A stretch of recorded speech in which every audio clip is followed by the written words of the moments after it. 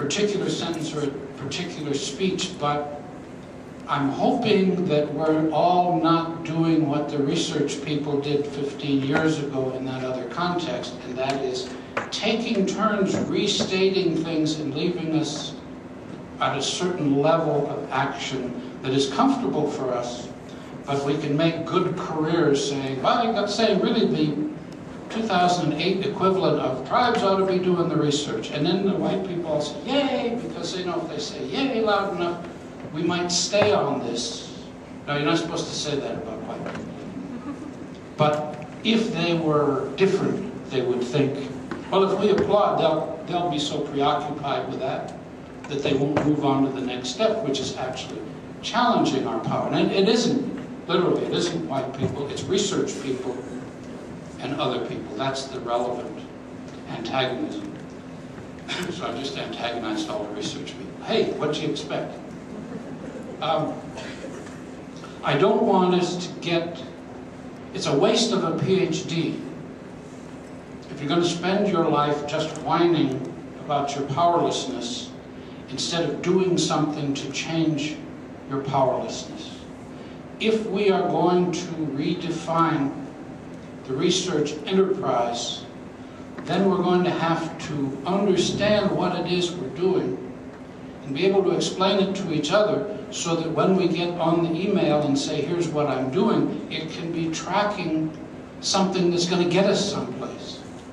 Instead, like much of what happens in the Indian academic world and the Indian political world, we reach a certain level of exchanging applause lines, and then like any other movement that is in a static state, I won't say dying, because I don't think our movement, our things that we're doing is dying, but I do think we're in a situation where we're not moving forward as fast as we could be, because you can make a whole career out of this whining business. And I don't want, as a guy who signs the checks, it's not my money, but it's a guy who signs the checks for graduate students, and I know that if we only funded half the students we fund, we could fund everybody at twice the level that we're funding. So once in a while I keep thinking, boy, I wish I could just not fund this person and fund somebody else, but I can't. So when I see the investment, the pitiful investment we're putting into these students, I want to be sure that the community is getting the most they can out of them. And I don't think those of us who are formulating the ideas are doing what we can to help people understand what next steps they can take. I think there are ways that we can talk to the tribal councils about, here are things that you guys could be doing. I assume it was an accident, but maybe it wasn't, that yesterday that table back there was filled with sweet rolls. I just about passed out just walking past it towards the coffee. Today it's filled with things I don't eat either, but I should. Sweet rolls I don't eat and I shouldn't. These are things I should eat, and I'm glad they're there, because how can we complain about diabetes and then give nothing but sweet rolls to people to eat? We've got to know this is something we can do something about. This is something that we actually have the power to do something about. Okay, I went to a meeting, it was middle of February, because it was Valentine's Day. Vivian went with me, and I said, she's my Valentine, and everybody said, oh. We've been married 10 years, and we're old, so we can get away with that kind of sappy stuff. So a month, 2 months ago, went to a meeting on STEM. STEM is a new educational buzzword.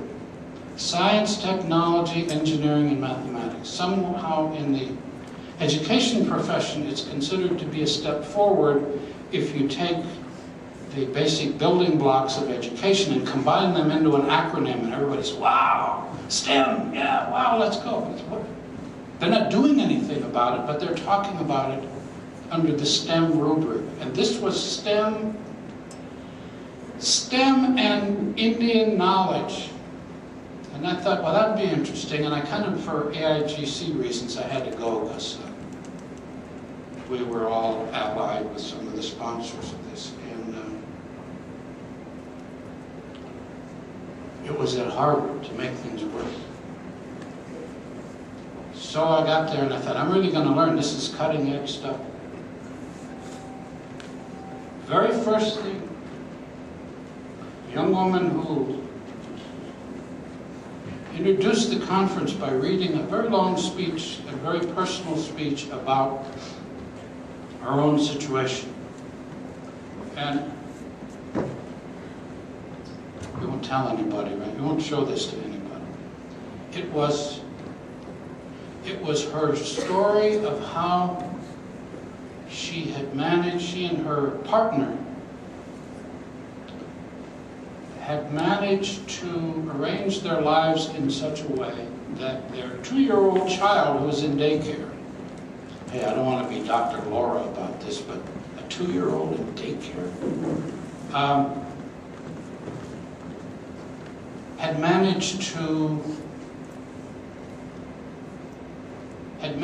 to draw from the daycare people questions which indicated that the daycare people weren't completely conversant with this couple's notion of Indian culture. Innocent, the kid was during recess, or whatever they call it in daycare, I guess they don't call it recess, the kid was down talking to a rock. Well, he's 2 years old, right? And the teacher went down and said, what are you doing? He said, I'm talking to this rock. And the teacher said, rocks can't hear you. Hitler, move over, man, this is genocide. Come on. Then we had to hear for half an hour this cultural imperialism, this genocide, the very idea that there would be somebody on this earth so benighted as not to know that rocks can hear and understand and talk back. I felt myself way out of place. So I never had a conversation with a rock. I'm sorry. It just has not been my pleasure to do. This had completed her life, that she could at last suffer. Evidently, she did not have ancestors in boarding school, so she hadn't been able to get her multi-generational trauma ticket punched yet. But she had managed to put her kid in a position where he was the victim of genocide. And I thought, man, this is going to be a long 2 days. So then we went on to be told that white Indian knowledge is superior in all respects to the so-called jive-ass white knowledge, white scientific knowledge. And I thought, you know, for 40 years I've been going to conferences where Indian people fly in jet planes across the country in order to denounce the white man's technology, without the slightest indication that there may be some other issues involved there that they might want to address, that of course they're never asked to do. But not a one of them walks across the country with a dog dragging their suitcase, including me. Okay, Indian knowledge is superior to white knowledge. It was like the IHS research. Yay! And it went on in this vein, and I squirmed. They could see me squirming. First, you know, you don't get a DeLorean into a conference and don't let him talk. That's Russian roulette with a full cartridge or whatever you call this thing. Because it's the compulsion thing again. Somebody said about Teddy Roosevelt that he had to be the bride at the wedding and the corpse at the funeral. That describes my family. And it's a genetic thing. But when you've got a genetic curse, you try to get treatment for it. Try to control it. I don't control it as well as I should, but a hell of a lot better than some other members of my family.